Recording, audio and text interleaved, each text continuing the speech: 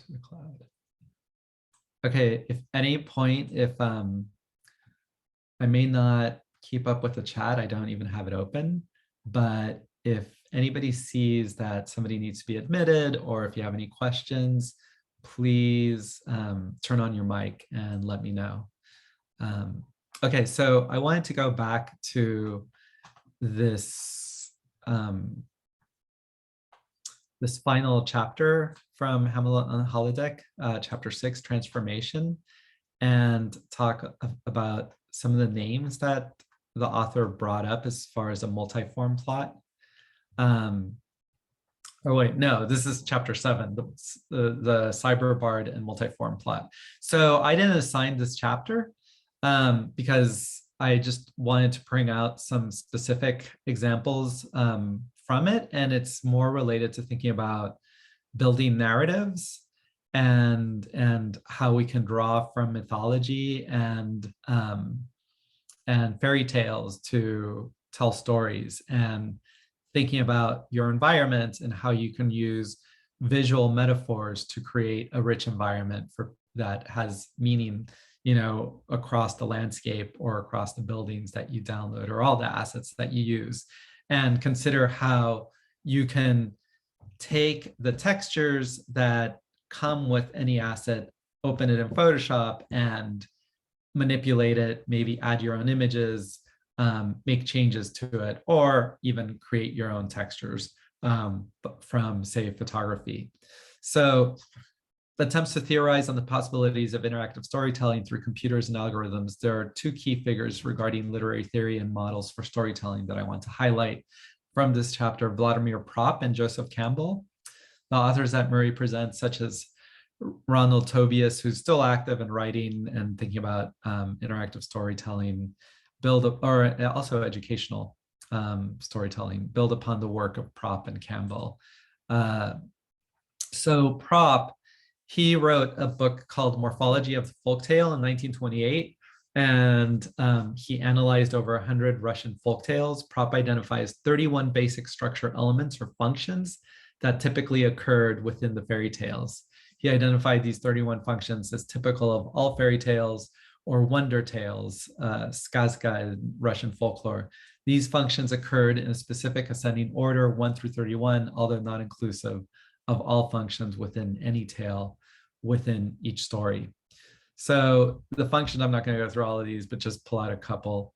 After the initial situation is depicted, any wonder tale will be composed of a selection of the following 31 functions in a fixed consecutive order.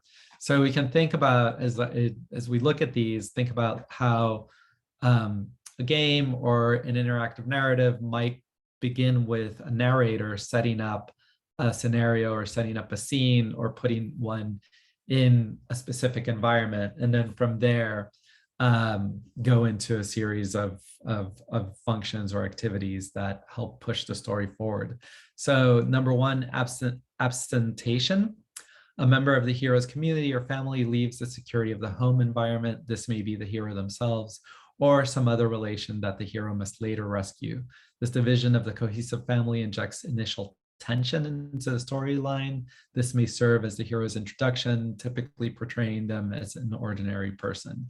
You know, if we think about how we live our lives today and how many of us are either immigrants or the children of immigrants or the grandchildren of immigrants, the immigrant story is one that, you know, has become, I think, popular in storytelling and thinking about personal experience and how leaving one's land to try to, you know, find a different path in a different land that may present more opportunities becomes a pretty rich form of thinking about narrative.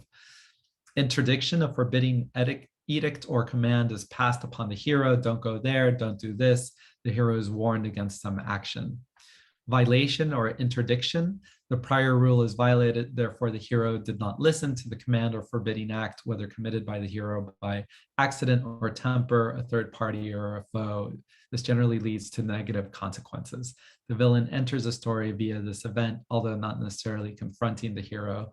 They may be a lurking and manipulative presence or might act against the hero's family in his absence, their absence. So you can think of like, I don't know, children in a forest being told don't go into the forest by yourselves, but they venture in and then, you know, find a witch or find a wolf or run into things that are going to complicate the story and cause conflict. Okay, so I'm going to jump around a little bit. Trickery: the villain attempts to deceive the victim to acquire something valuable. They press further, aiming to con the protagonist and earn their trust. Sometimes the villain make little or no depiction and instead ransoms or one valuable thing for another. Complicity: the victim is fooled or forced to concede and unwillingly or unwittingly helps the villain, who is now free to access somewhere previously off limits, like the privacy of the hero's home or a treasure vault, acting without restraint in their ploy. Mediation: one or more of the negative factors covered above comes to the attention of the hero, who uncovers the deceit, perceives the lacking, learns of the villainous acts that have transpired. Beginning counteraction: the hero considers ways to resolve the issues by seeking a needed magical item, rescuing those who are captured, or otherwise thwarting the villain. This is a defining moment for the hero, one that shapes their further action and marks the point when they begin to fit their noble mantle. Departure: the hero leaves the home environment, this time with a sense of purpose. Here begins their adventure. Let's see, struggle: the hero and villain meet and engage in conflict directly, either in battle or some nature of contest. Return: the hero travels back to their home. Pursuit: the hero is pursued by some threatening adversary who perhaps seek to capture or eat them. You know, as I read these, other things that come to mind are fantasy novels, like if people have read maybe The Fifth Season by N.K. Jemisin. A lot of the structure is presented in these stories. Solution: the hero accomplishes a difficult task. Recognition: the hero is given due recognition, usually by means of their prior branding. Exposure: the false hero or villain is exposed to all and sundry. Transfiguration: the hero gains a new appearance. This may reflect aging and or benefits of labor and health, or it may constitute a magical remembering after a limb or a digit was lost as a part of branding or framing failing a trial. Regardless, it serves to improve their looks. And in this one, I can't help but think of Luke Skywalker losing his arm in was it The Empire Strikes Back, I think? Or yeah. Punishment: the villain suffers the consequences of their actions, perhaps at the hand of the hero, the avenged victims, or as a direct result of their own ploy. Some of these functions may be inverted, such as the hero receives an artifact of power whilst still at home, thus fulfilling the donor function early. Typically, such functions are negated twice, so that it must be repeated 3 times in Western cultures. And I included a link to a pretty detailed deconstruction of these functions. So the other thing that Propp did is concluded that all characters and tales could be resolved in 7 abstract character functions. The villain, an evil character that creates struggle for the hero. The dispatcher, any character who illustrates the need for the hero's quest and sends the hero off. This often overlaps with the princess's father. The helper. And remember, this is a 1928 book, and Propp is deconstructing 100 Russian folk tales. The helper, a typically magical entity that comes to help the hero in their quest. The princess or prize, or often her father. The hero deserves her throughout the story, but is unable to marry her as consequences of some evil or injustice, perhaps the work of the villain. The hero's journey is often ended when he marries a princess, which constitutes the villain's defeat. The donor, a character that prepares the hero or gives the hero some magical object, sometimes after testing them. The hero, the character who reacts to the dispatcher and donor characters, thwarts the villain, resolves any lacking or wronghoods, and weds the princess. And then there's also the false hero, Miles Glorious's figure who takes credit for the hero's actions or tries to marry the princess. And this is a name that's popular in theater for the false hero. Okay, so the other person, historical figure, is Joseph Campbell. Is anybody familiar with Joseph Campbell or The Hero with a Thousand Faces, this book, by chance? Anyone?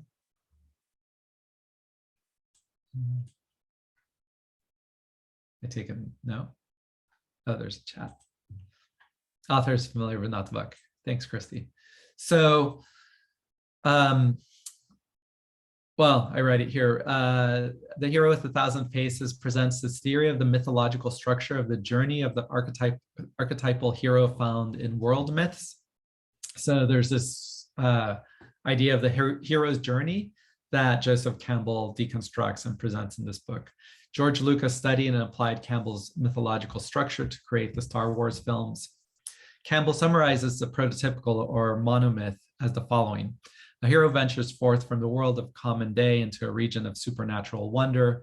Fabulous forces are there encountered, and a decisive victory is won. The hero comes back from this mysterious adventure with the power to bestow boons on his fellow man. The hero's adventure begins in the ordinary world. He must depart from the ordinary world when he receives a call to adventure.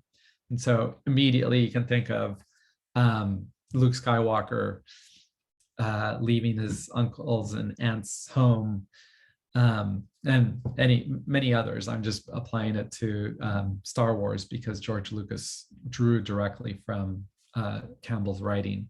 With the help of a mentor, the hero will cross a guarded threshold, leading him to a supernatural world where familiar laws and orders do not apply. There, the hero will embark on a road of trials where he is tested along the way. The hero finds allies, faces ordeals, a great challenge that the hero must rise to, and then receive an award. Campbell includes metaphorically a death and resurrection of the hero. So one note, this is apart from those two characters, those two historical figures, Propp and Campbell, is this. In this chapter, Murray proposes the use of frames as a model for computational storytelling. I believe this concept stems from the use of frame-based interactive application, Macromedia Director, that was really popular in the 90s. The application borrowed from the concept of a frame as in filmmaking, in which a series of frames played rapidly through a projector or viewer animates still images. In this application, one could write scripts into a frame, have a single frame loop to present an entire scene in a single frame. Since time-based applications employ a redrawing or refresh of the screen to present change over time, Unity or processing or Maximus Speed maintain the language of frame rate. One may also use update rate or refresh rate. So this here, you can see this is images actually from the Intel website. The refresh rate of your display refers to how many times per second the display is able to draw a new image. This is measured in hertz, for example. If your display has a refresh rate of 144 hertz, it's refreshing the image 144 times per second. So there, in games, we're used to at least a 60 frame rate per second. Whereas in video or film, video, it's 29.97, and in film, it's 24 frames per second, and anything less than 12 seconds, frames per second, will look choppy and will not process in our minds, giving us the illusion of motion. Okay, so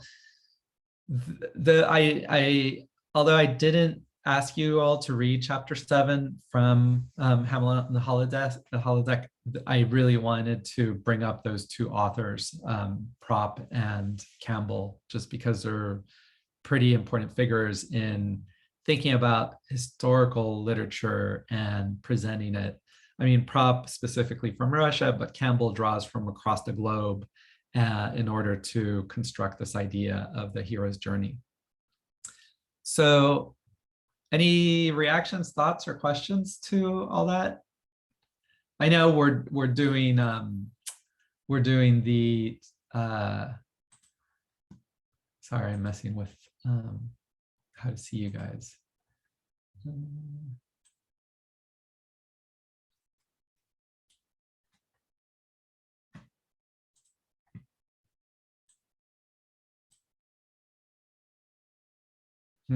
Okay. Is everybody still there? Thanks, Christy. Nane, great. Okay, Angie, Yuan, great. Others. Thank you, Rebecca. Okay, so I'm gonna switch to Unity unless anybody wants to throw in anything else about Campbell or Propp and the Journey's hero. Although we're talking, the reason I wanted to include that is because as we move forward, although right now this project is about environment building, hopefully you're all thinking about how to extend these environments into possible final projects and how you might want to think about adding animated characters like we'll do today from into your environments. So actually, before I move on, would you all, how many people have already started working on your environment projects and have already, and not only working on it, but started thinking about what it's going to be and started maybe downloading assets? So Christy, yes. Can you share a little bit of, I know you showed me your sketches.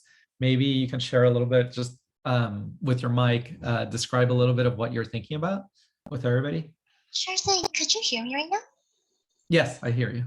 Awesome. So what I kind of had in mind was kind of like this slightly like fantasy world, you could say, where it's basically the whole perspective is at least for the Unity assignment, you're kind of controlling a mushroom character. Just because I really wanted to do like a cute mushroom character that the player can control, but kind of letting that mushroom explore a very fantasy world where it's kind of like a night setting, but there's a lot of like luminance in the settings, a lot of like glowing lights, and maybe they can explore around to see like other mushroom characters or like some kind of species or like plants per se, just to make it like a simple but like very and very like nicely designed environment, and maybe like simple interactions is like what I'm kind of hoping to do.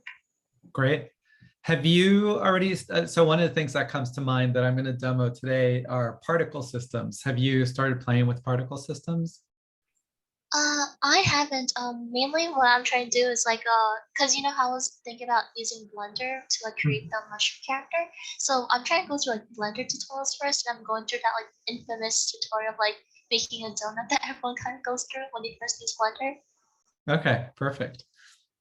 All right. I'm just thinking about luminosity and how you could take advantage of what's built into Unity to make the environment more fantastical. But we can, yeah, well, I'll show that, and maybe some ideas will come to mind. Thank you, Christy. Anybody else sketching out their environments, already started building them, already has a pretty clear idea of what you're building? Because these are due, I think they're due on the 27th. Yeah, they're due on the 27th. So although today's only the 6th, hopefully everybody has started thinking about them. Anybody else?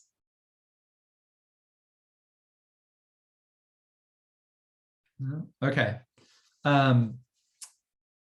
Maybe I'll put people in small groups later after the demo to sort of converse amongst yourselves about what you might want to do.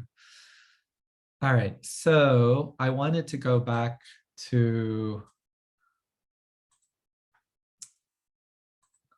this is the environment scene, and you can see here I've added a particle system. By the way, you all may remember that I kept running into errors every time I played this file. And I finally just Googled the error that I was getting. And all I needed to do was, and the error was like something about the editor, but all I needed to do was go to layouts and reset it to the default layout. So that reset Unity, and then everything, it played fine. So if you run into that issue with this project, or any projects where you're getting an unclear error, the best thing to do is copy the error into your browser URL and do a search. And generally there's solutions out there. Most errors are errors that many other people have run into. So this, the file that we're looking at is this one, Skybox Terrain Demo with additions. I think the one that I loaded doesn't have the particle system, but it does have what I used to create the particle system. So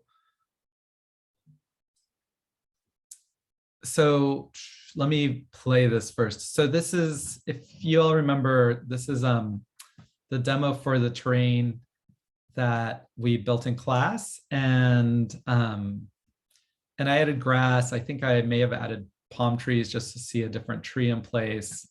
But this is it's using the skybox from a couple of weeks ago, and then the first player controller that comes with the Unity starter assets. So I'm gonna bounce out of that. So going back to the terrain and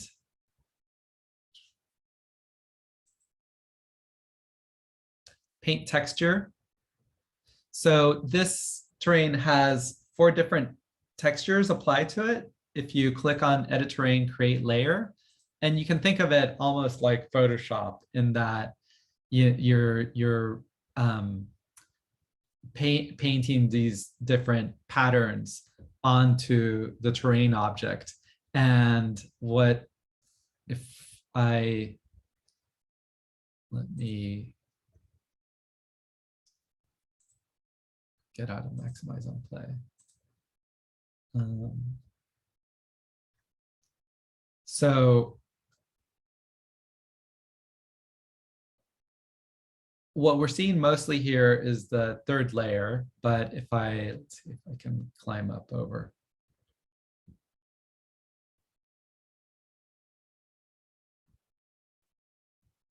That's not a good spot.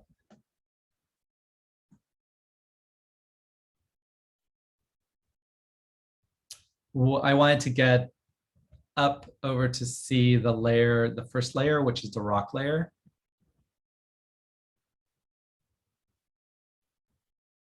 So if I look down on here, initially with this layering for a natural environment, I started off with the rock layer. Then I added a mountain layer. And then lastly, a moss layer. Or no, not lastly, a moss layer. And then at the top of the peaks, I added a snow layer. And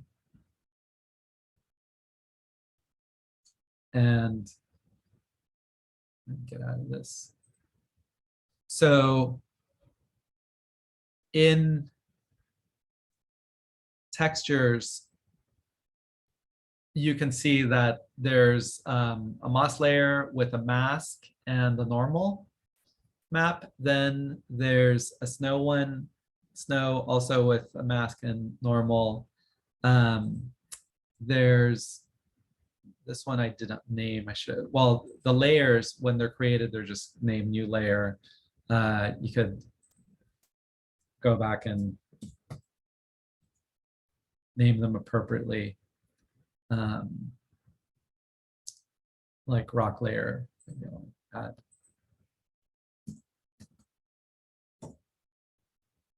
Snow layer. And then this is the moss layer, it's based. Which I thought, although it's moss, I thought it worked nicely with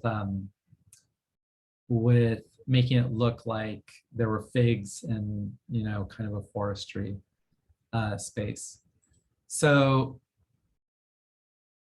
the grass, so I added trees, and there's 2 different types of trees. the conifer desktop, and then a palm desktop tree. And these are all from the standard assets. So standard assets is an old collection of assets that were used for many years, but Unity stopped keeping it up to date. However, I downloaded just the environment folder because that environment folder comes with trees. It comes with terrain assets such as this grass, water, and there's a couple examples of water in there. So they're great as far as still being able to build an environment.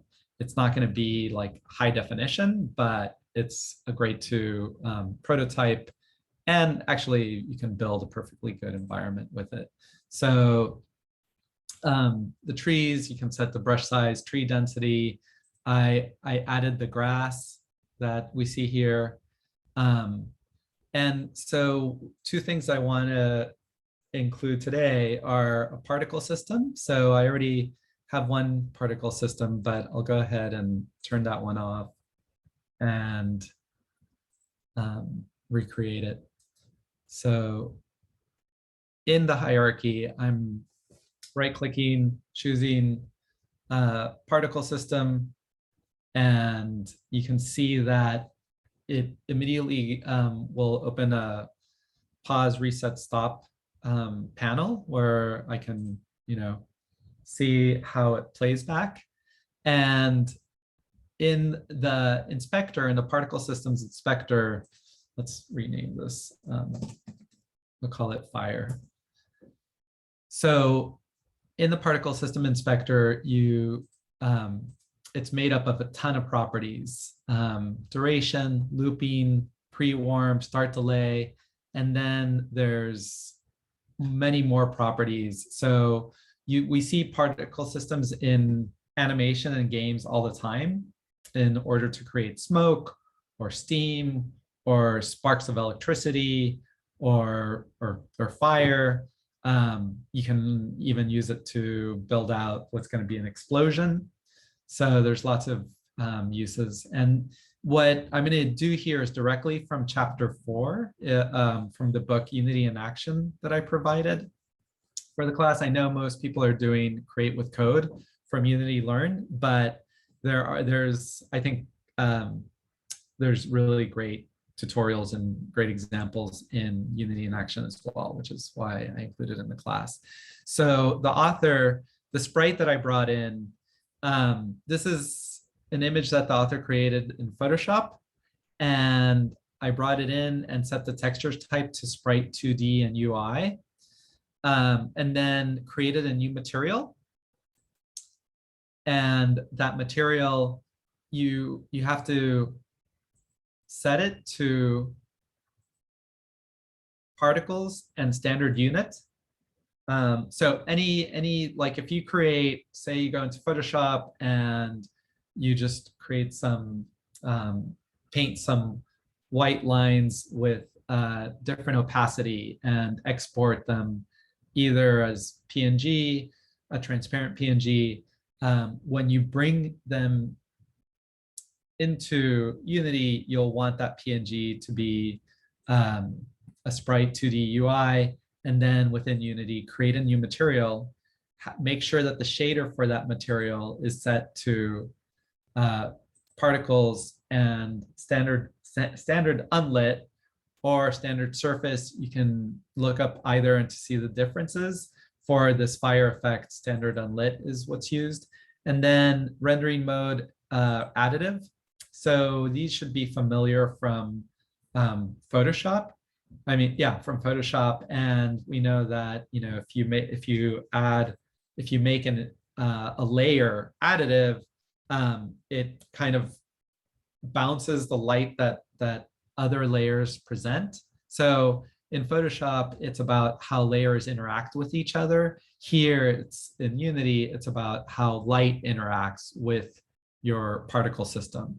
So an additive one is going to give kind of a projection of, in this case, of this kind of yellow-orange that the original file is. And then color mode multiply. So once you've set up your material and we go to the particle system, at the very bottom where it says render, you'll see that the material that's being applied is the default particle system. So it's just, this white dot. So one of the things I'm going to do is just go ahead and replace that material with the one that I created. And if we click play, well, we see it's not number one, it's growing from a cone shape, and there's not really any movement. So what we want to do is make some changes to how this particle system behaves. So the duration, I'll leave it at 5. I'll bring down the start lifetime to 3, and the start speed, I'll bring it down. I think in the book it has it at 1, but I like it at 0.6 because to me it looks a little bit more like fire. Start rotation, I'm going to put it at 180 so that there is rotation as it moves. And then I'm going to change the start color to something that's more like an orange.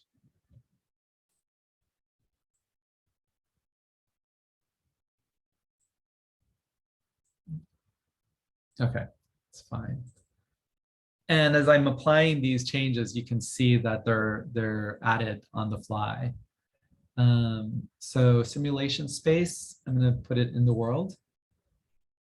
And local, checking my notes.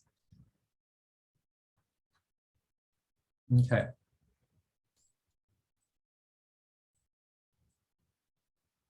So next I'm going to go, and these are the sort of default behaviors. Then there's a whole lot of other behaviors that you can add. So if I scroll down, emission, I'm going to change the 10, 0. Actually, that emission is fine. Just make sure it's on for this.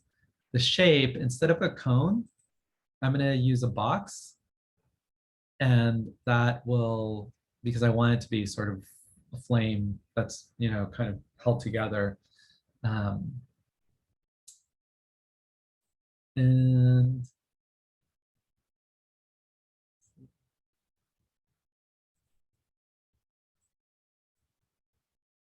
I'm going to turn on size over lifetime.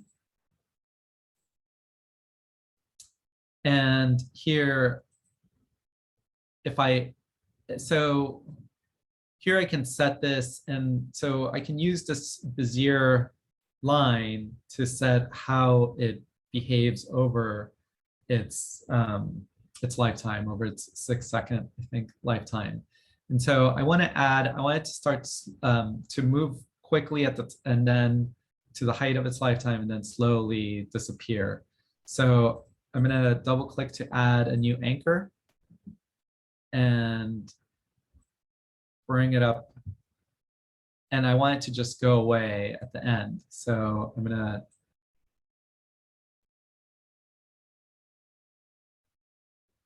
take the last anchor and bring it down. And then I want this to move pretty quickly. So, okay, so this might, remind you of Illustrator and setting your Bezier curves in Illustrator. So this is just to create the shape of how the animation is going to play out and the lifetime of each one of these little flames. And rotation over lifetime, and turn that on. And I'm going to set it to random between 2 constants. I'll have it be -80 to 80. So again, all of this is covered in chapter 4 from Unity in Action, and I'm just borrowing directly from that. So render, I already changed. I left the render mode to billboard. You can see that there's stretch billboard, horizontal billboard, vertical billboard, mesh, none. So if I was doing something like steam rising from the land, I'd probably go with horizontal billboard. Or smoke rising to the sky, maybe stretched billboard. This this works fine with this particular example, and I'm just going to move it.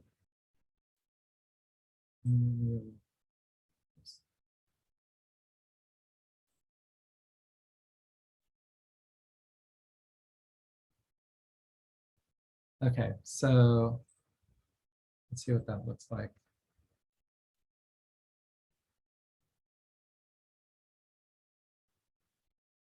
Okay, if I threw down some lumber and put it on the ground, I think it would work fine for fire. It's a lot brighter than I really want it to be, so I might want to, all these settings you can play with, including the rendering mode. I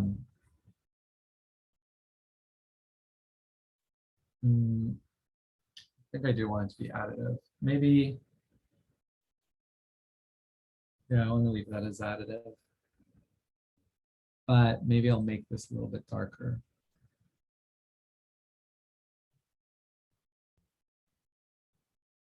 And all of these things, the best thing, there's so many that really the best thing is to, if you put your mouse over them, you get a description, but to sort of look them up and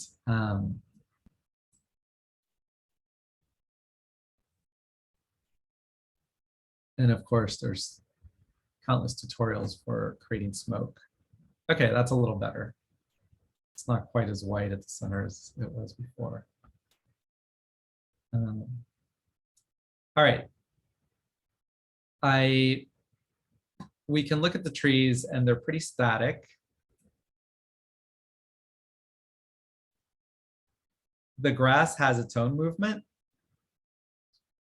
So I'm going to add wind in order to make the trees a little bit more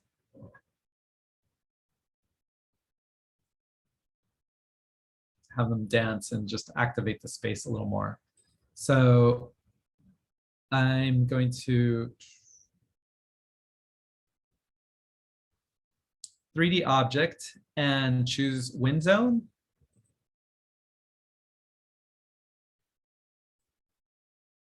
You can see as I pull it out that there's an arrow as to where the wind is directed. But it creates a swirl, so it affects everything around it. And you can see that there's main for overall strength of wind, turbulence, randomness and strength, pulse magnitude, strength of wind pulses, and pulse frequency of the wind pulses. All of these are, best to play around with, and there's directional or spherical to see its effect. So now that I've added a wind zone, let's see what effect it has.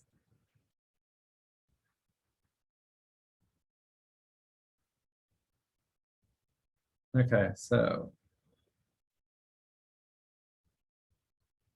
you might want to, it seems oh, it's affecting these guys too.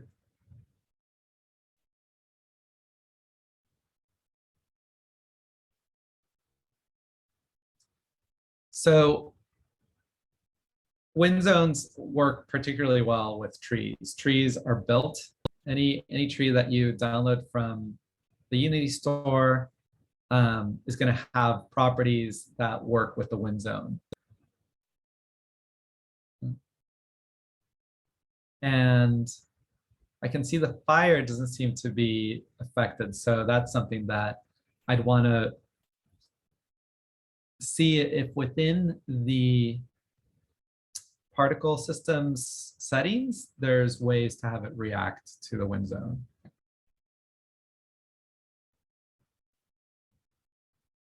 Okay, I'll stop there. I was playing around. So this first person controller is the one from the Unity's starter kit that has built into it the Cinema Machine brain. And just a note on Cinema Machine, I don't have, well, right now I'm doing actually a tutorial, this Cinema Machine dolly cart and track, because I'm trying it out for a project that I'm working on, which will be more of a video project. So if you were creating, like, Cinema Machine came out of a lot of filmmakers and animators using Unity to create not interactive projects, but to create animated works. So, anyway, so I'm playing with it and trying to see what I can do with it. But one of the things you can do is like set up your own points that work as a dolly. So imagine the camera being on a track that moves around an environment. In my case, I'm setting it up so that the camera will revolve around a character to capture it in 360. But so this one, I was trying to figure out how to add a reticle to the first person controller using this this FPC from Unity. And I bring it up because of the next thing I'm going to talk about. But when I hit play, there's no reticle, but if I am gonna hit escape in order to pause the project, we see a reticle here. So this is not what I'm looking for. This is not how I'm trying to add a reticle. So I haven't figured out exactly how to add it to, I haven't figured out how to add it to this first person controller. What it should be a property that's tied to the camera. And I thought maybe this target texture would be what's used, but when I try to add it to it, it's not there. So I have to search around and figure that out. So the reason you're seeing that for the mouse is if I go to the build settings, or really I want to go into the player settings. If I go into the player settings, I change the default cursor to this fire thing. But I'm pointing that out just because you're seeing it, but it's not how to add a reticle to this particular first person controller.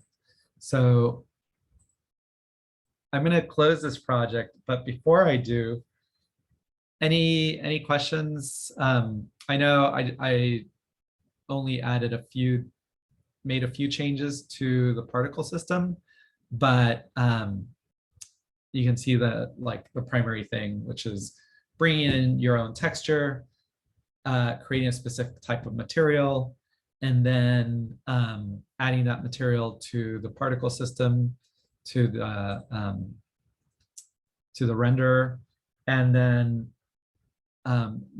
changing the settings and getting to know the settings. The best thing, like, you could easily spend a day just playing around with the particle system and trying out all these different settings and seeing what they do in order to get effects. But Christy, when you talked about an environment that would have, kind of these fantastical elements, I just thought particle system is a great way to sort of create, I don't know, something that's layered and could present a sense of magic through, whether it's fireflies or haze or smoke or mist. Those would all be examples of maybe wanting to use the particle system.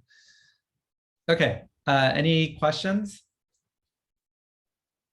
I didn't have a question, but like, thank you for going through this. I have like some really good ideas now that kind of got like a walkthrough of it. So thank you for that. Yeah, okay, great. All right, so I'm going to close out this project and move on to another one. And so Navmesh demo, the next thing I want to talk about is baking. So taking your environment and it can be applied to any environment that you want characters to move around in. So Unity introduced the Navmesh specifically for non-player characters that would be moving around an environment. So the characters that I used for this next demonstration are from Mixamo, and I downloaded a couple of characters with walk cycles. And I only downloaded them with walk animations in order to have them just walking around the space. So I want to demo spawning these characters and then having them walk from one place to another place using the Navmesh demo, or using the Navmesh and Navmesh agent. So there's the second bullet under today is this presentation in which first I'm going to talk about what I was just showing, this idea of the reticle, how you can use that to present a visual metaphor, and then move into demoing the Navmesh. So so this example is from a project that I had been working on. Rebecca, you're familiar with this project because you helped me install it last October. And it's a project in which I was thinking about finance and these new financial technologies that are coming out, and things like cryptocurrencies, which one of the things that came to mind is a black hole, because most people don't fully understand them or don't fully understand how they work and how they can be applied, but people are still investing in them. So because that's what I was thinking about and I was reading and trying to understand it, the idea of a black hole came to mind, and I started looking up at visualizations of black holes from 2018 were the first visualizations that were created from black hole data, and this is one of the images, and I decided to use this image in order to create an icon for the project. I applied it to, I conducted interviews with many people, from financial specialists to people buying into these things but not knowing what they were doing, to people working and using these new tools in different ways. So I also used it to create a logo, and then also a favicon. So the favicon, and if you've done web production, the little image that shows up at the top is Microsoft back in like 2000 came up with this term favicon and started using it, where Explorer was the first company to use it. So design for reticle. So I went ahead and took that same concept and created this Illustrator file. So for reticles to work, they have to be square, and they can be 32 square pixels, anywhere from 32 to 64. It depends what you're looking for. 64 is probably a little big, but this, you can see in the properties, this is just a circle with this particular brush applied to it. and then a couple of different strokes, and there's two different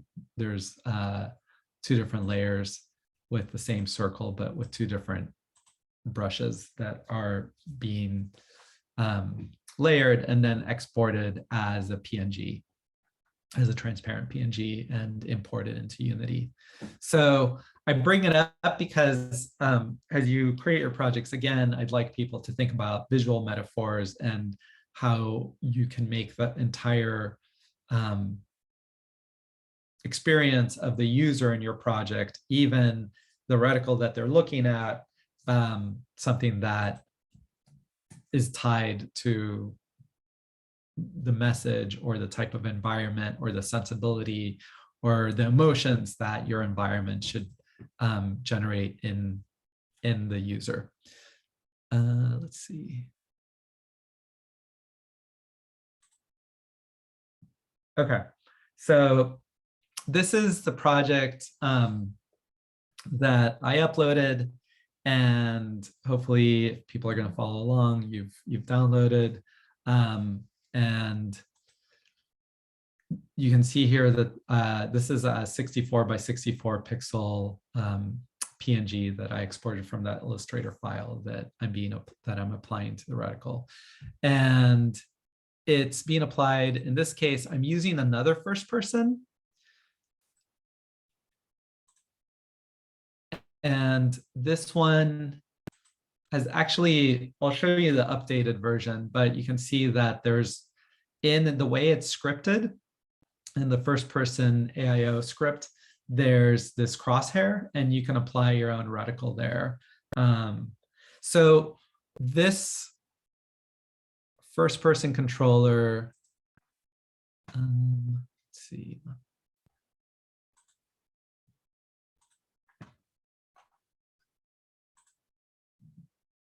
Is from the updated version is Super Character Controller. It's free. It has all sorts of things built into it. And I decided it seemed like some people were having, there might have been some errors from the Cinema Machine being exported as a package and people downloading them. So I decided, instead of reusing that FPC controller, that first person controller, trying this one. And again, this one, that if you guys downloaded this project, this is using an old version of it. I do have a new version of that same, using that super first person controller. And I haven't spent enough time with it to be sure that I'd want to use this, because it seems like there's some bugs with it. But if I open the camera settings, you can see here that there's now this crosshair sprite, and that's where you add in your own reticle, So if I play this, you can see what that looks like. And right now I've stopped. Oops. What I'm finding with it is that, so I'm using the arrows to walk around, but if I walk forward, I'm gonna walk forward and then stop. It just keeps on going. So that was not happening with the older version. So I'm sure there's a setting that it comes with so many settings that there's a way to keep that from happening, but I haven't found where that setting was.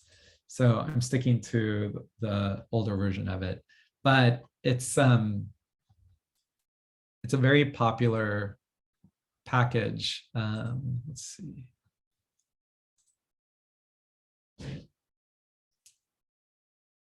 You can see that as 282, 3,635 people have favorited it, and lots of ratings, and it's freely available. But like anything, you have to try the different settings, see what works, and figure it out. Okay, so here are a couple of different reticles that I've used for different projects, both created in Illustrator.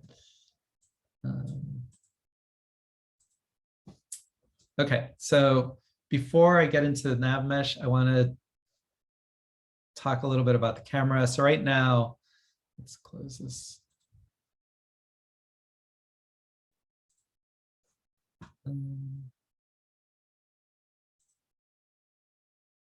I just need one version of this open. So I have a few different cameras set up in this project. I'm going to turn off this first person, and I do have a main camera, which I have it set up from up here. You can see the main camera view here, and I have it set up in this way so we can see the non-player characters moving around the space.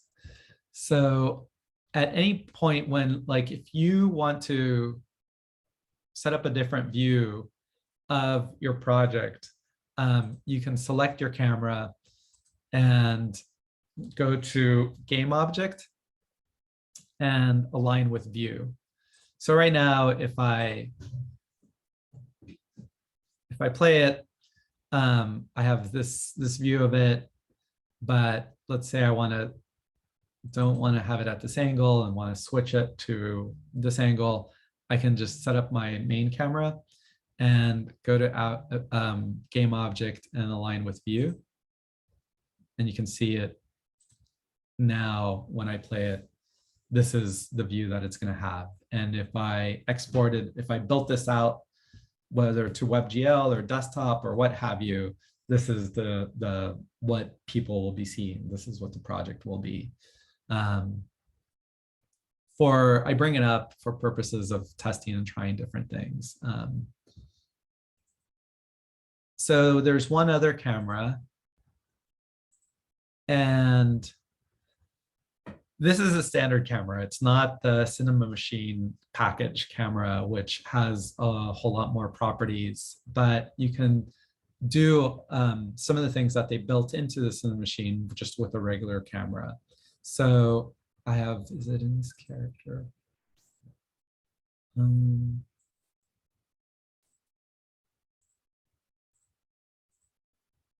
So one of these characters, this is, again, a character from Mixamo.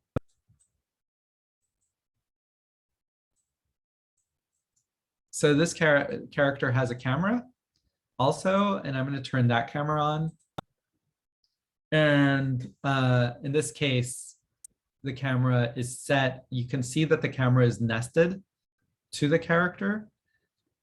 And because it's nested to the character, and then also the camera position is turned around, and then on the X coordinate moved. So let's say that this Mixamo character is set at the 0, 0, 0 coordinates. That's the starting point of every child element to this character. It's tied, you know, when I add a camera and it's nested, say I go to, you know, click on the character and create a camera, it's going to be nested right inside, like at the center of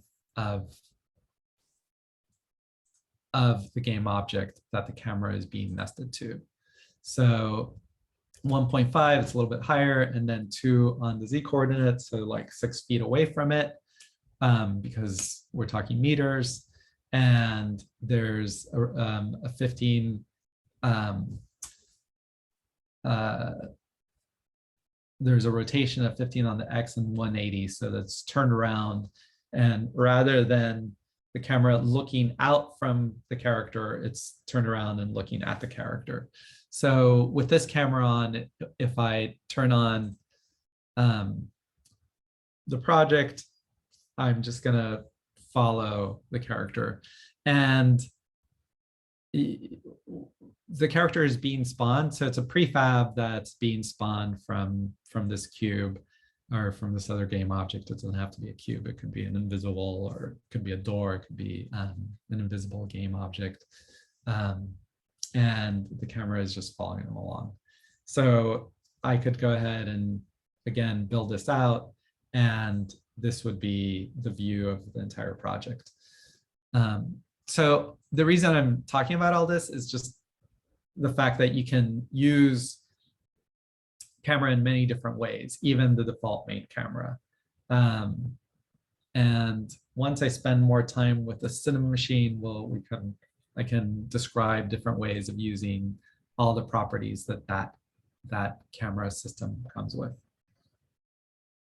Okay, so now getting specifically into Navmesh, I want to talk about what that is. So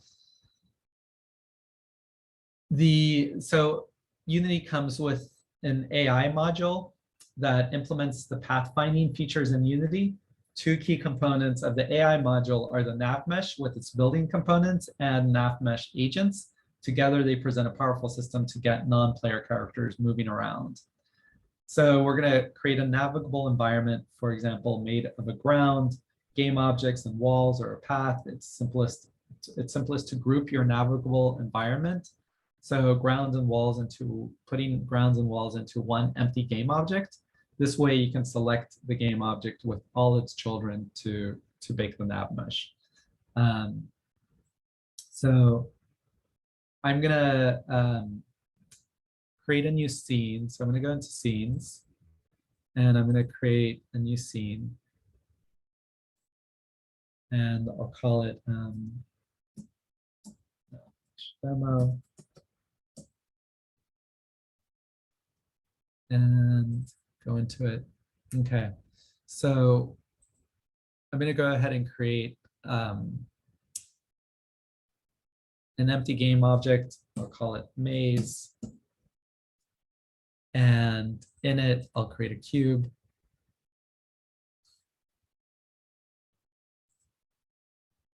So I'll make this cube, I'll call it ground. And I'll scale it. Start with 10. I'll leave it 1 on the Y and 10 on the Z. And in the assets, there's a few materials. So these materials are just default materials, but I changed, like I went into create material, and say this one's yellow, and then just changed the color.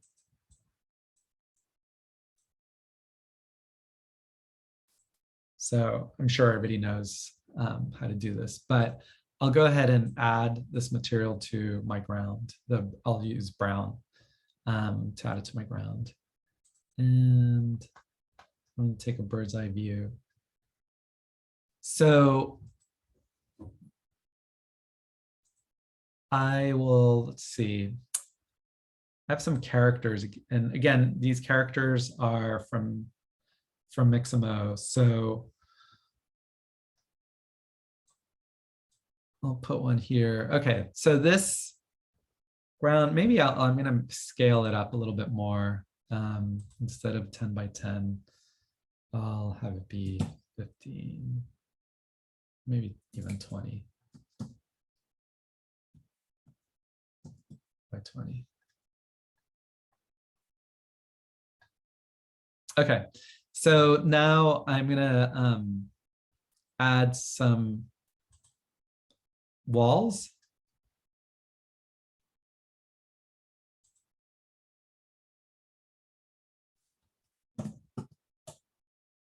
And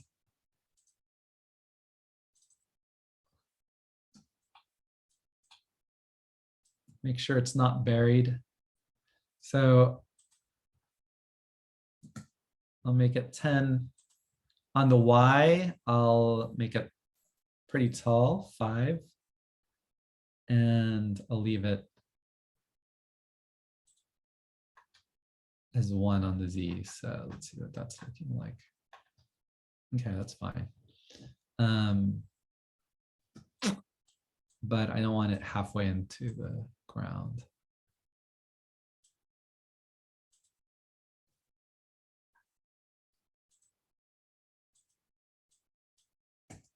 Twos.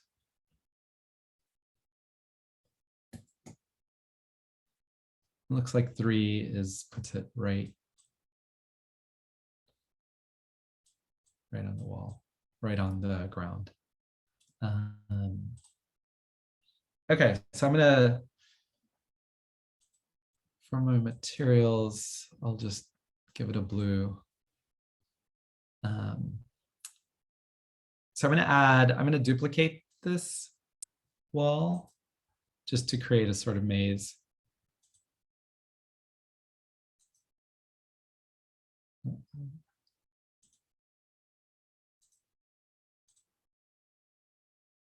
Okay, I'll start with 5.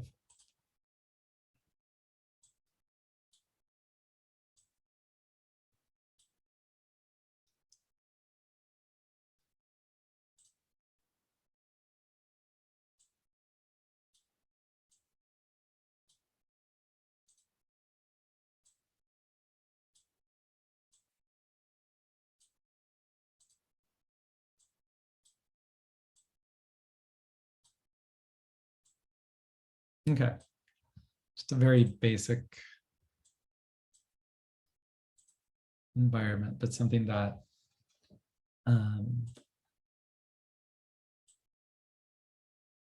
be navigated. Now that I think about it.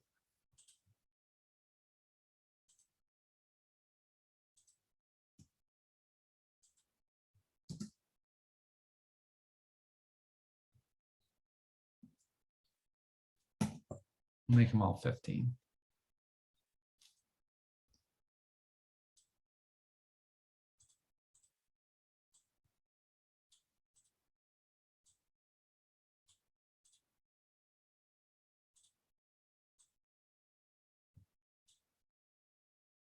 And they probably really don't need to be quite this tall, but that's fine. Okay, so the Navmesh is made up of a few different things. Agents, movement controlled by Navmesh. So an agent has 4 main properties to assign size and moving abilities used by Navmesh to decide where they can and can't go. The size of the agent is configured by a cylinder that reflects the width, radius, and height of your character. You can decide on the height of steps accessible by the character and the gradient of slopes. Humanoid is the default agent. However, you can add more agent types for different scales of your characters. And right now I'm reading from my notes. I linked to the Unity documentation for each one of these from the presentation. So you can see that there's kind of a cylinder shape applied to Navmesh agents. Areas. Area tab is used to define different costs for different areas. For example, water or mud could have a higher cost than 1 or 2. For example, if you set the cost of an area to 3, traveling across that area is considered to be 3 times longer than alternative routes. The cost is used by the AI to determine the fastest path to an endpoint. Any area part can be included or excluded from the mesh. The area types are specified in the navigation Windows areas tabs, and there are 3 built-in types: walkable, not walkable, and jump. There are up to 29 customizable types. Again, you can read more on these, on each one of these different properties that you can add to the Navmesh. And Bake tab uses that baked agent size to determine navigable area. not the agents that you set up in the agent tabs. Humanoid is the only agent type defined in the Navmesh itself. There is an advanced voxel data structure used to divide the world up before Navmesh is constructed. The bigger the voxel size, the less details in the Navmesh. Minimum region area should be between 2 and 4. Make it higher to remove unwanted areas of the Navmesh. And then the object tab used to select areas that should or should not be part of the Navmesh. Okay, so again, this is all about how thinking about applying a Navmesh to your environment so that you can have non-player characters moving independently and taking advantage of the artificial intelligence that's built into Unity. Does anybody have any questions so far?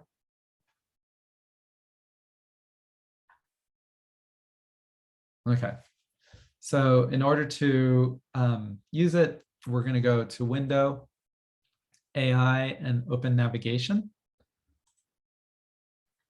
And here you can see the different things that I just mentioned, agents, the default humanoid agent. You can add more. So like I created, this is inspired by the Margaret Atwood novels. She made a trilogy of sci-fi end of the world set of novels in the early 2000s. This is the same author who wrote The Handmaid's Tale. That was a really popular Netflix show. Anyway, in I think it's Onyx and Cork, the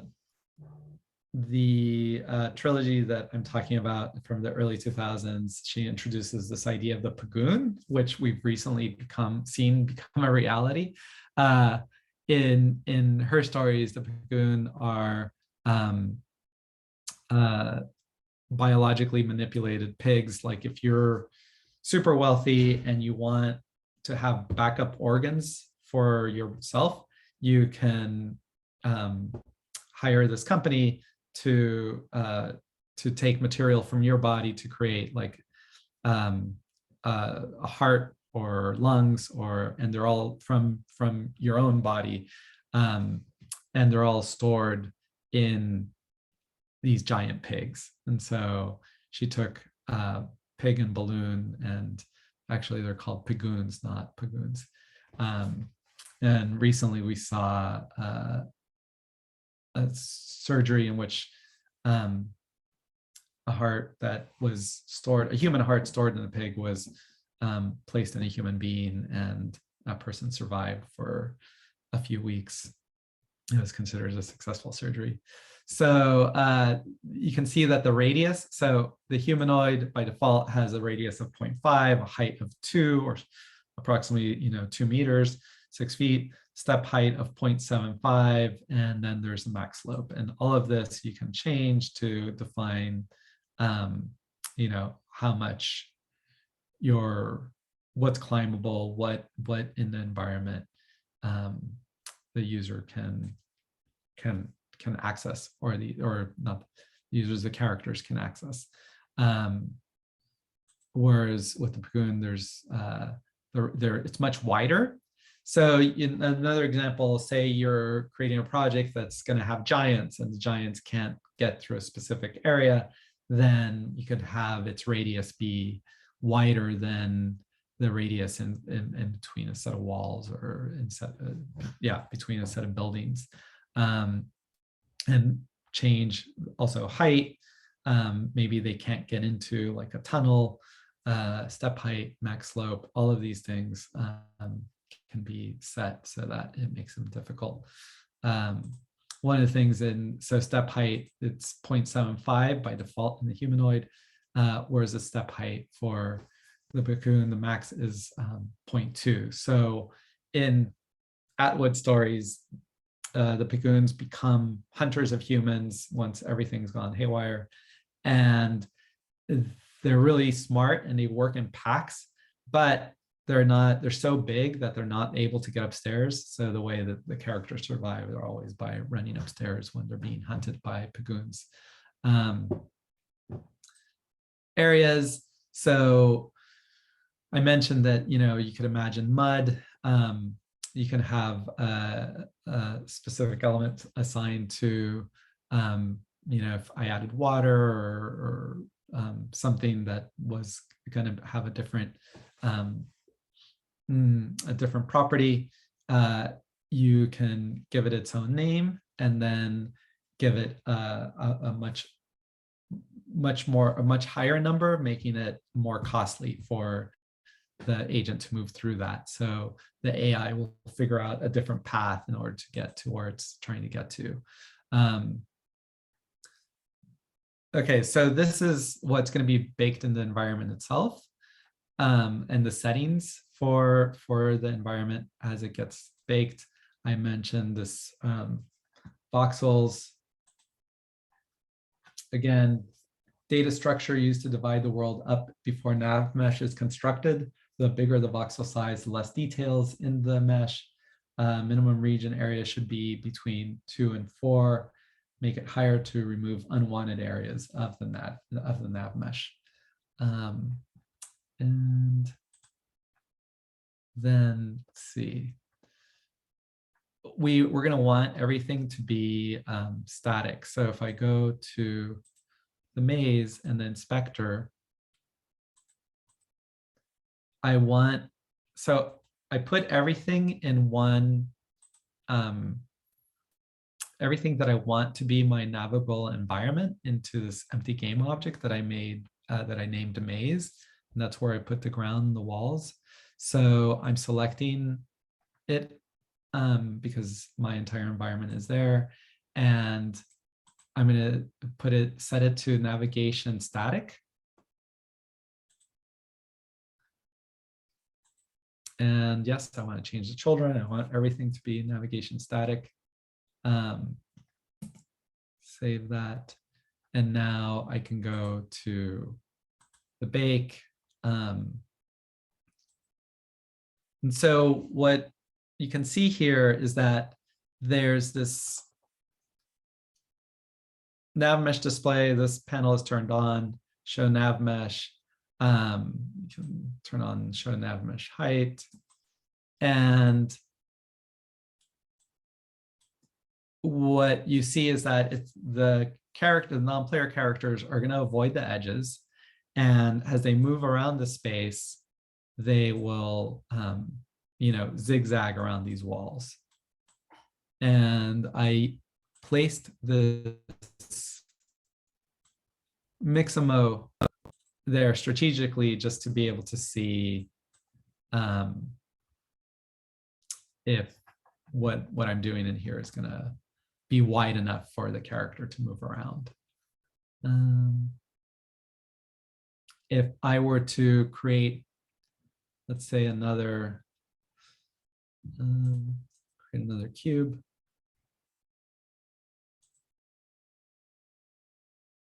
And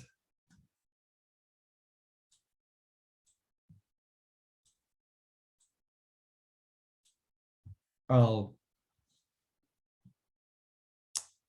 put it, let me bump it up a little bit.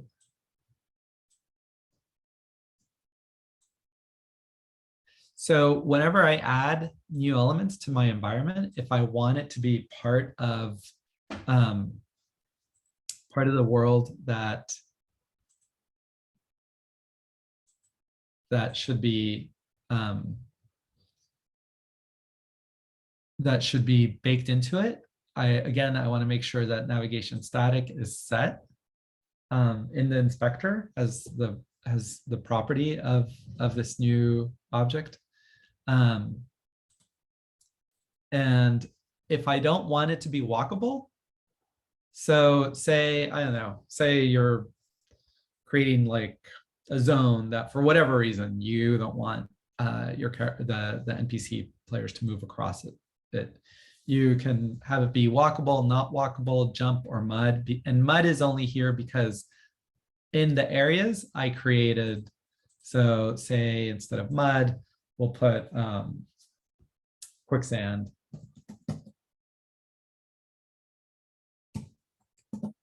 And give it a cost of 100.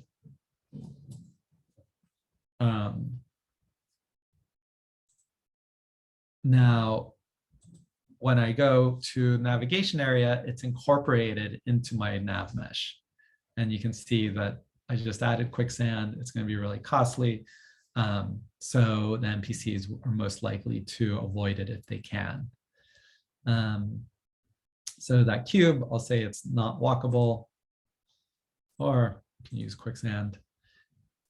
And now, if I want to include it, I'll go ahead and select the game object that holds all of this environment and click bake.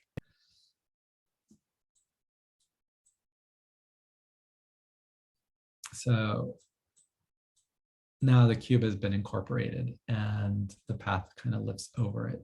So there's a little bit of a lift there. Okay. These are the basics of the Navmesh. We're going to do the Navmesh agent next. But, you know, again, the summary of it is go ahead and create an empty game object to hold your entire environment, have all the elements of your environment be parented to that empty game object.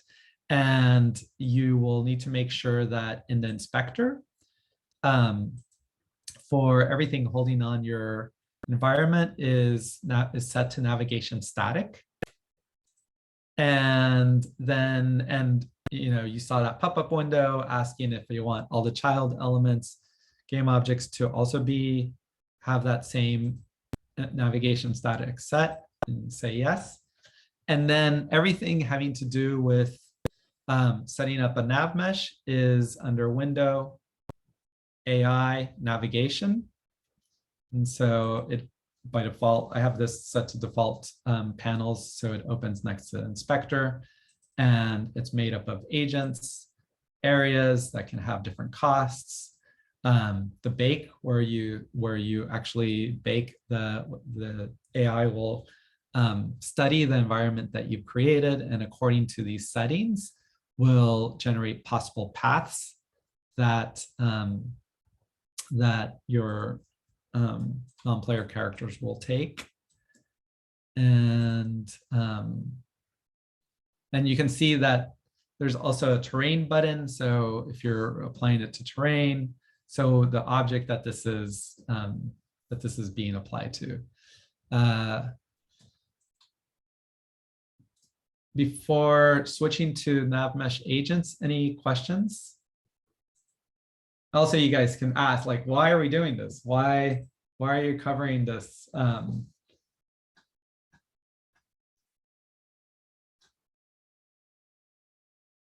And I did, under today's date in the presentation, there is building a Navmesh that walks. This is the next slide after the agents, areas, bake, and object. Object tab should use to select areas that should or should not be part of the Navmesh. So building Navmesh, and so it walks you through all of this.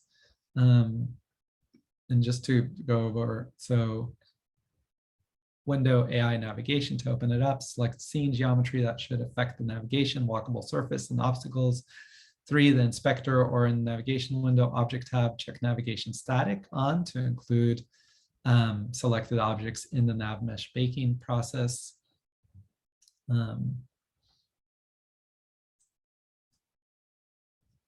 And here you can see all is selected.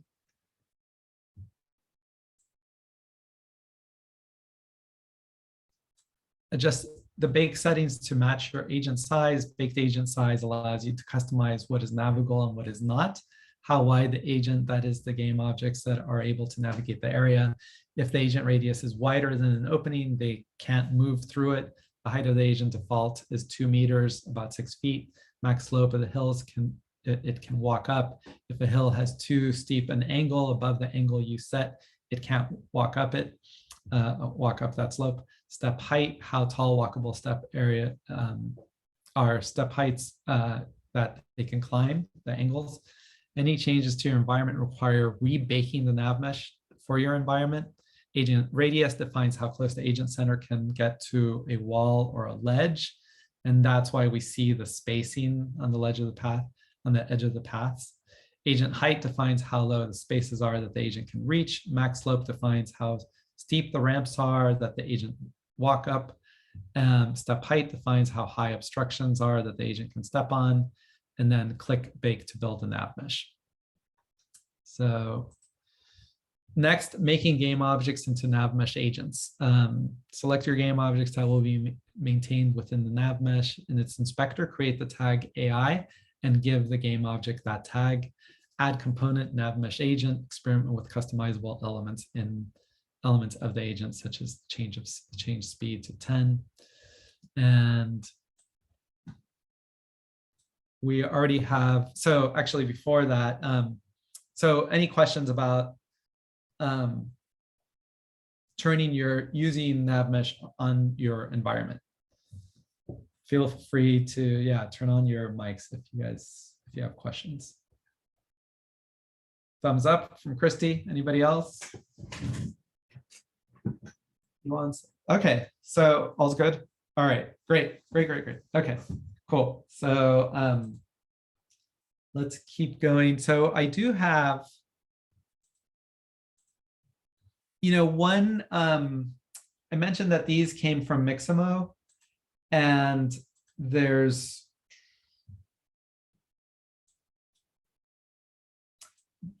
are already I already set them up, but something that you may run into if you do pull characters from Mixamo is that the textures aren't being applied. The textures of the materials aren't being applied.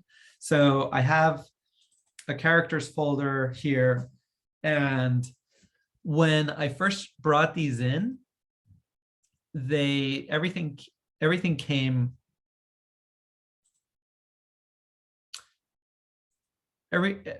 everything came packaged, including animations, and if I exported it as an animation or avatars, it all came across. But what I found was that the textures weren't being applied, and they were just kind of grayscale.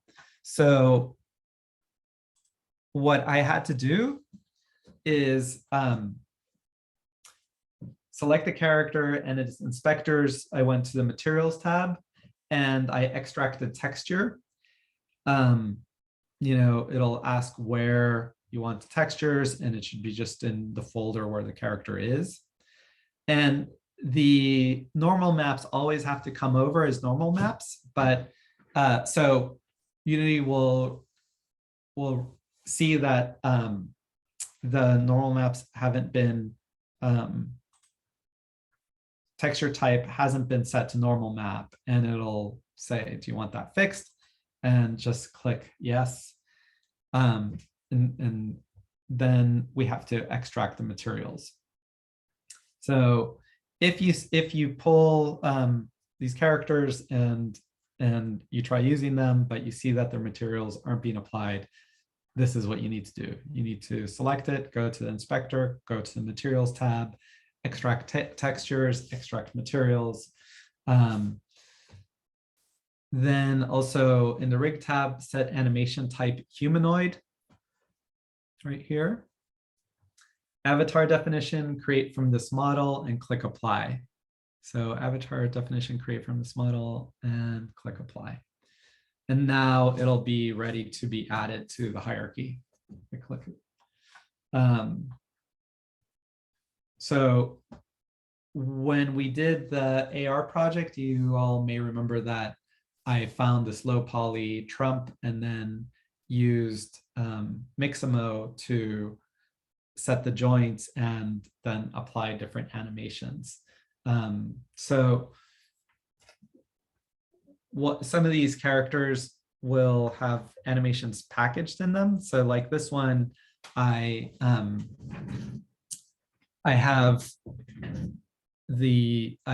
downloaded, so this character All the same one? Yeah. Chapter 7. I downloaded with a walking animation. And you may remember that Command D is to export that animation. And I already have it here, but it just exported walking 1. So when I create an animation controller, so if you all remember, create and go to animation controller, and I'll call this demo.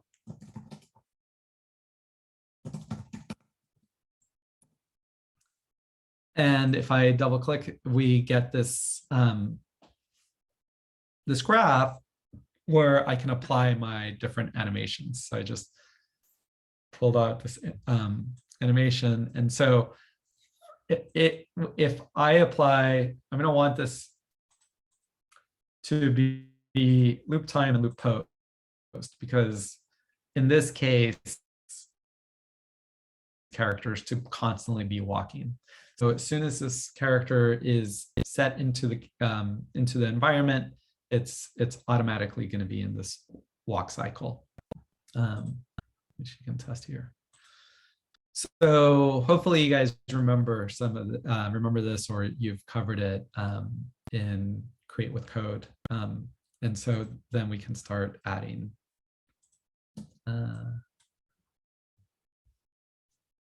So once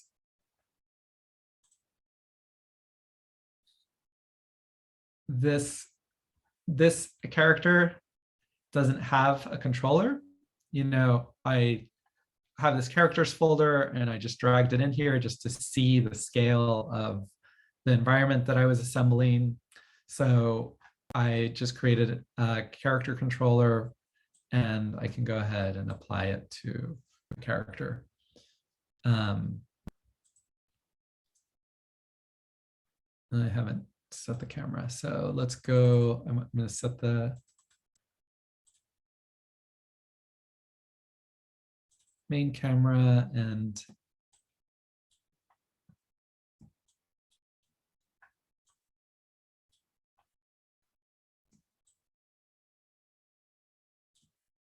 all right, so if I go to game object, align with view, I just want to see that this character is animated according to the animator controller that I set it to, and it is. Okay, so she's walking along. So right now I haven't told her that she's an agent of the Navmesh, that she's going to follow the Navmesh that I've added to this environment. But before doing that, I just wanted to point out that this issue that I ran into with the Mixamo characters, that the materials and textures weren't being applied. And also remind you how to unpack the animations that you may have downloaded from Mixamo if you use Mixamo, and that Command D or Control D on the PC are the ways to extract the animation. And then to make sure if they're going to be the same animation that's loops, such as the walk cycle, to loop time and loop pose in the animation itself. So I did it by double clicking it in the animation controller, but you can just as well just click the animation itself in your assets and set the loop time and loop pose. All right, so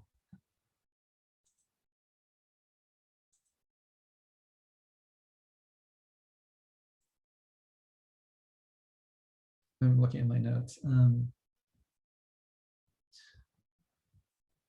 So I'm going to select my character, and I already have, so there's tags that can be used, and the tags are really useful because, say there's, I don't know,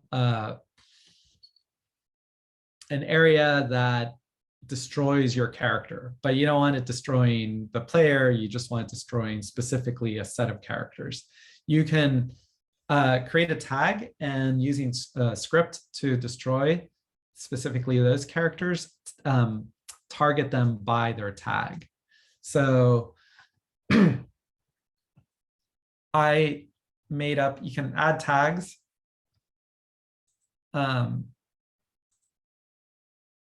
And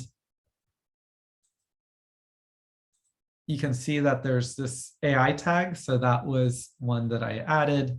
You can add however many tags as you want. And so this character, I'll give it the tag AI just because it's part of Unity's artificial intelligence system. And I'm going to add the Navmesh component. So as soon as I type in an A, Navmesh agent becomes available. There's Navmesh obstacles. Navwalk is, it's a script that I made. First person AI is from that downloaded package for the first person player. So I'm going to choose Navmesh agent. And yes, I want it to be a humanoid. I could have be a Pagoon, but I want it to be a humanoid.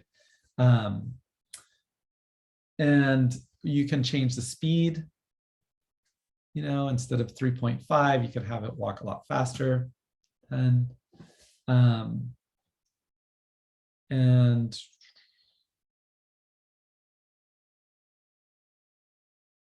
so now I'm not telling it to go from any one point to any other point. So yeah, so I'm kind of curious to see what happens if I don't tell it where to go.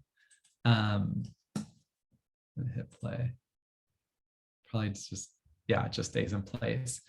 It'll follow the Navmesh, but only if it's being directed in some direction. So, but it's set up to move through the space.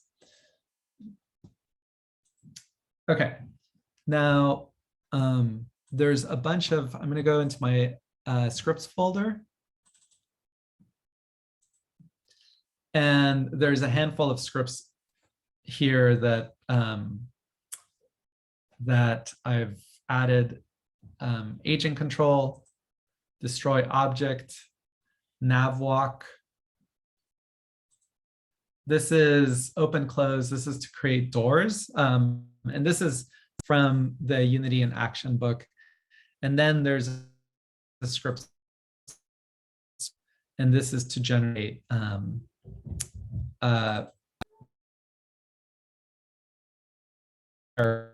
and then I can use code to generate new versions of the character. So just to look at these,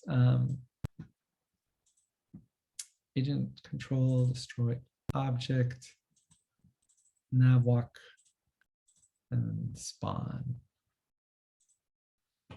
So using Unity Engine, and I need to add for anything that's going to use the Navmesh AI, I have to call in this namespace. So using Unity Engine.ai. So .ai, so these are what are referred to as namespaces, which are a specific set of subclasses of the Unity engine. So I'm calling in a whole set of classes that will allow me to tell how this character acts. Agent control is just a name that I gave this C# file. There's a public variable and public transform home. This is the target where I want it to go to. And then what this is being applied to is going to be the character itself, Navmesh agent. Use the Navmesh component that's using them, that has the Navmesh applied to it. And then start is called before the first frame update.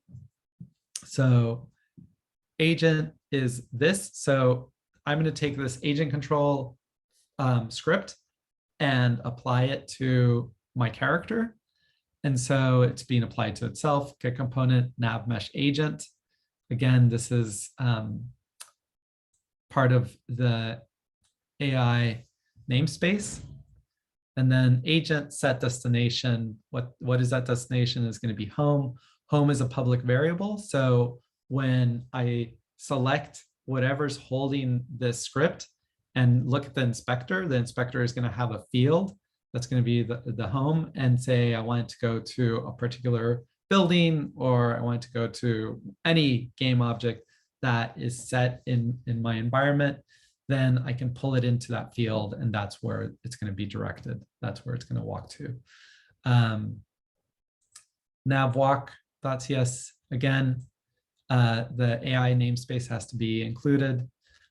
Public transform target, void start Navmesh agent equals get component Navmesh agent dot destination target position. And we're going to look at these. So I mentioned destroying. So if you're spawning, say you've written a spawn script that is spawning. So in this case, they're going to be spawned initially every 3 seconds, and then a new one will be spawned randomly over a range. Next agent will spawn, in this case, 10 to 40 seconds, so not 2 to 5 seconds. If we set that a lot lower, there's going to be a lot more of them.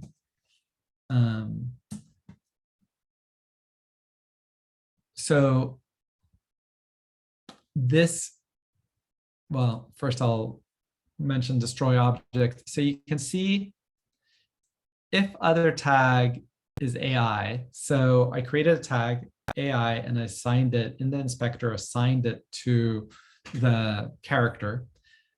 When it collides with any game object that has this destroy object applied to it, then that character will be destroyed from the game. So it'll be erased from the hierarchy.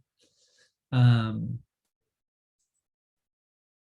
I'm going to jump over to the scene where I have everything set up so I can walk you through it in action. Okay. So before I do this, let's take a 10-minute break. I'm gonna pause. All right, so we have the Navmesh set up. We've got this environment, we've got this character, but with a character animator and a Navmesh agent component applied to her, but she's not moving, she's not going anywhere. So if I go to my scripts and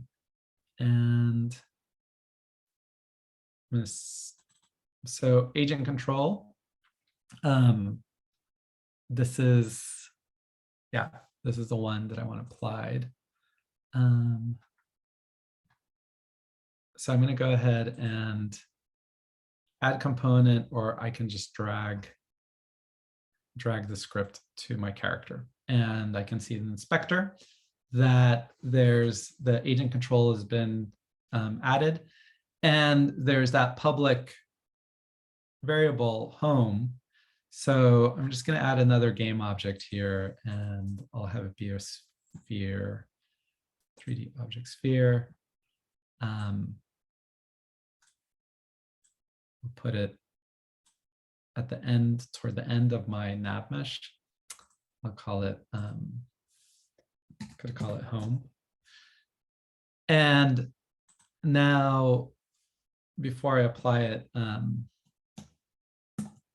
just going to save. I'm not sure what view do we have in the main camera view.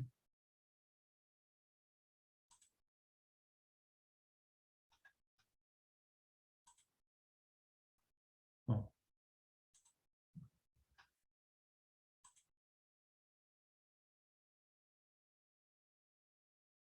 I'm getting an error because I have that variable and it's empty. Okay, so I'm going to drag my sphere into home. And now the agent should have somewhere to go. And remember, the maze is set up if I select it and clear this. If I what am I not seeing?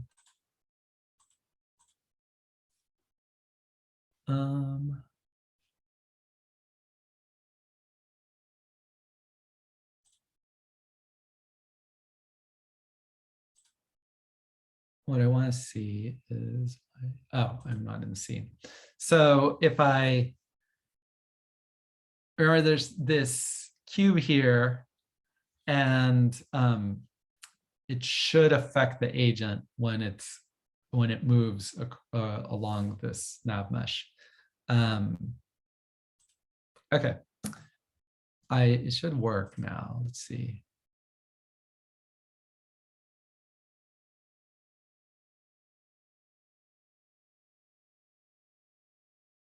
Okay, good. So you may have noticed that the agent slows down when it gets over this area. And I expect it's because of the slope. It's a combination of the slope and that that cube.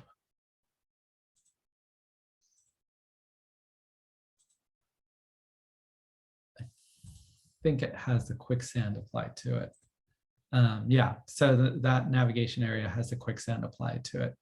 That comes at a cost, so it slows. I'm curious now, if I change it to not quicksand and just walkable and rebake it.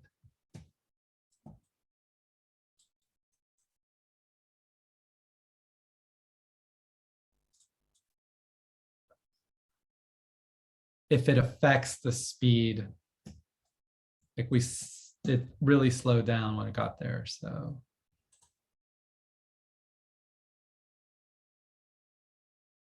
Yeah. It slowed down slightly, but not nearly as much. So I'm going to keep that cube as quicksand and rebake it. And every time I rebake, it kind of creates new. Let's see if we can visually see it reflected on cube, object, walkable.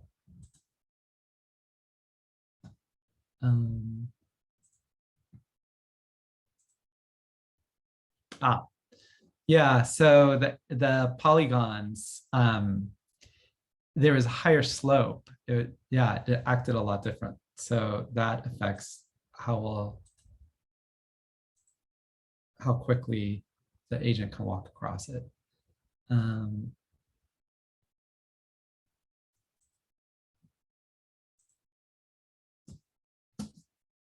Okay, so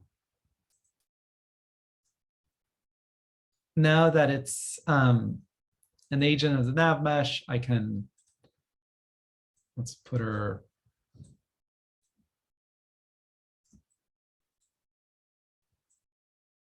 somewhere else, and I'll change the home just for the sake of example.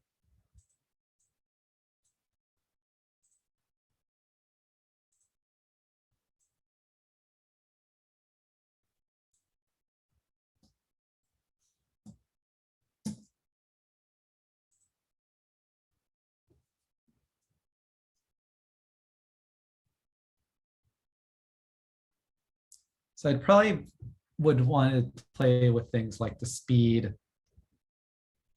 make it look nice and natural. So yeah, it's always just going to go to home base. Okay, great. I'm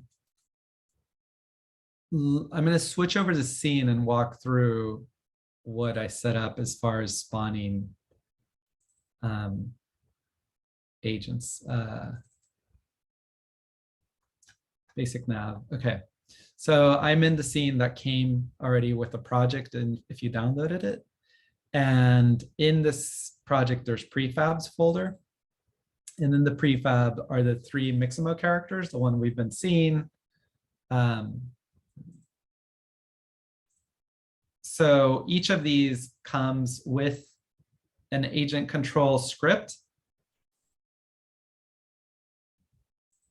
And once again, prefabs, you can build them out in your hierarchy, add like anything like the Navmesh agent and the agent control, add any components you want to it, and then drag it into your assets folder.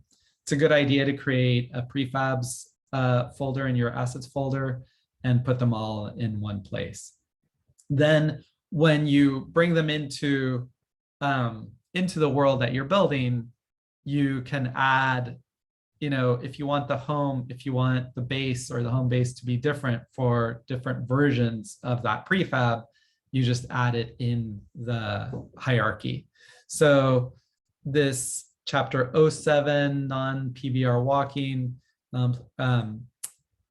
it's over here, and there is a red base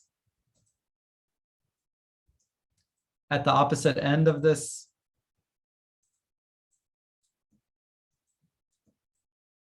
And it's just a cube.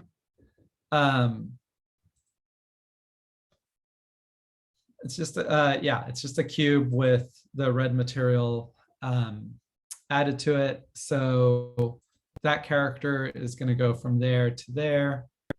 Then similarly, this other character that's at this end will go to this blue base. So again, all I did was create the bases in the hierarchy and then added them to that agent. Then there's one other one. I think this is the one that has, this is the one that has a camera that's being spawned. So there's these 3 characters, there's the 2 bases, and this is exactly like we saw in the demo with the demo scene. It's just more of them, but they're all doing what I just demoed. And there's 2 bases instead of 1. But then there's this character spawn. So this is a cube. It doesn't have to be a cube. It could be like an empty game object. It could be, an empty game object that has the spawn script attached to it. So there's this N agent that is, so it has 2 public variables, an agent and target object. If I go to the script itself,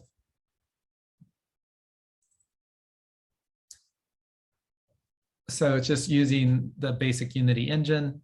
Spawn is the name of the script. There's 2 public variables. They're game object types, so they're not, floating.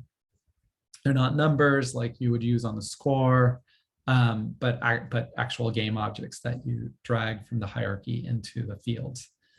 Nav agent, an agent, and then target object. So void start 3, invoke spawn agent, and this is invoked at 3 seconds. Then there's void spawn agent, so a new function. And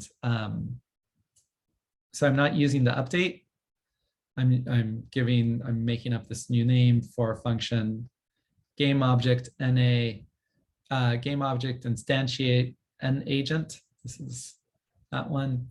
This transform dot position, quaternion identity. So quaternion is that it's going to turn in a specific direction, and then invoke spawn agent random range 2 to 5. So every 2 to 5 seconds, a new agent will be generated. And so that script is applied to this cube, and it's from that cube that we should see duplicates uh, of Mixamo Joe, because I pulled it from here into here, and it's going to want to know what its target object is. So it's they're all going to the blue base. Okay, let me see this working. So you can see that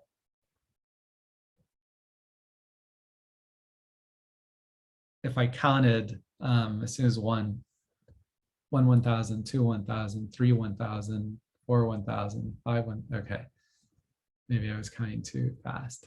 But if I change that so that there isn't so many of them being generated, you can see it in the hierarchy when you're testing a project, or all the game objects. Game objects will always be represented in the hierarchy, even if they're a clone of or an instantiation of a game object. And you can see them all accumulating over here. So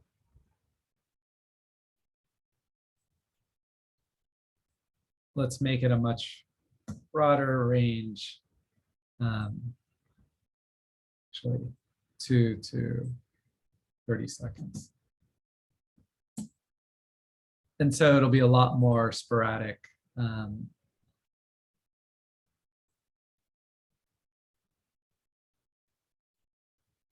So you can imagine, like in your environment, if, let's say, I don't know, birds or rats, or depending on what your environment is, you can think about it becoming a much richer environment if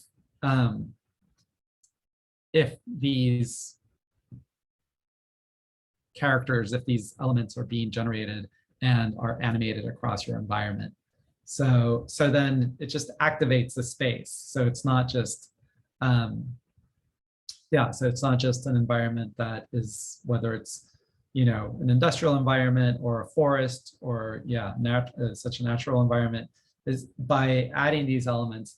So the things that I've been trying to demo with this project is you can do things from taking a skybox and adding a light that shows, the sunrise to sunset, to a skybox that rotates so the sky slowly moves, using the terrain tools to build out a natural environment. In that natural environment, if you downloaded a package of, say, a city package, you can start adding buildings.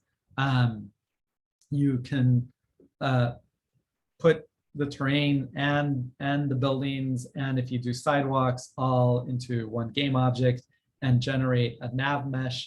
So then you can add agents that have their own artificial intelligence. They're going from one point to another point and activating the space to make it a much richer space. So if I imagine, if you create this project and instead of having camera with a bird's eye view, but you use one of the first person controllers, whether it's the one from the Unity starter kit or this super controller that's free, that independent developers created, we can, be placed within this world and, investigate it. I'm just looking for both. Actually, I think I want to get to one of the bases.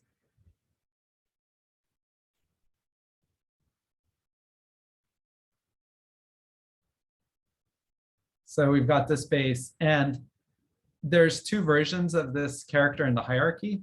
And oh yeah, there's also this pill that is that has the same script of, and is part of the Navmesh.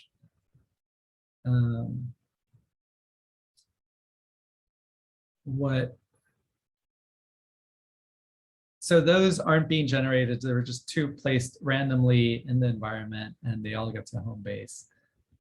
But on the other end, there's a collection. And I think if I were to build this out for anything other than the demo, I'd make these bigger, more like 1.5 in scale. Because they feel, my camera is set in a way that I feel a little giant to them. Okay, so if rather than having them accumulate, and I was testing that script and it wasn't working, so I'm gonna have to figure out why it's not working to destroy it, but I still want to mention it because the concept is that I could have this destroy object and the script should target the AI if other dot tag is the same as AI, destroy other game object. But you saw for yourselves, they're not being destroyed. So I'm not sure. This is a script I've used many times. I'm not sure why it's not working. So I'll share it with everybody once I figure out why it's not working. Let's see, I'm trying if there's anything else in here that I wanted to. I think that's all I wanted to present for today. And I'm gonna pause the recording in case I think of something else.